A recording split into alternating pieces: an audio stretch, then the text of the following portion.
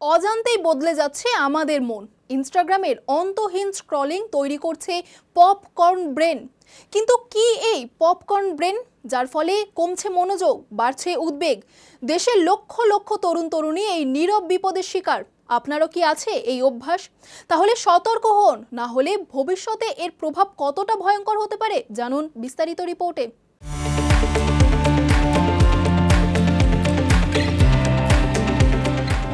মোবাইলের পর্দায় চোখ আটকে একের পর এক ভিডিও অজান্তেই বদলে যাচ্ছে মনের গঠন।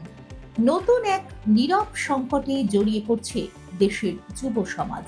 ভারতের লক্ষ লক্ষ তরুণ এখন সোশ্যাল মিডিয়ায় অতিরিক্ত সময় কাটাচ্ছেন, বিশেষ করে ইনস্টাগ্রামে ডুম স্ক্রলিং এর মাধ্যমে। এই অভ্যাস থেকে তৈরি হচ্ছে এক নতুন মানসিক সমস্যা, যাকে বিশেষজ্ঞরা বলছেন পপকর্ন ব্রেন। এটি এমন একটি অবস্থা যেখানে মানুষের মস্তিষ্ক ক্রমাগত দ্রুত ও উত্তেজনাপূর্ণ কন্টেন্টের সঙ্গে অভ্যস্ত হয়ে পড়ে।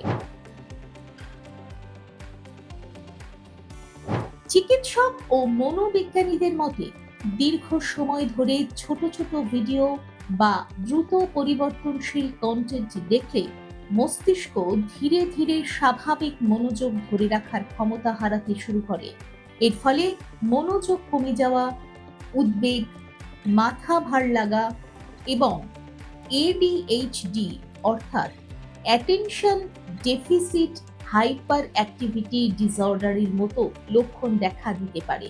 কলেজ ক্যাম্পাস, কফি শপ বা গণপরিবহন, যেখানেই যাওয়া হোক একই দৃশ্য চোখে পড়ে। তরুণরা মাথা নিচু করে মোবাইল স্ক্রিনে ব্যস্ত।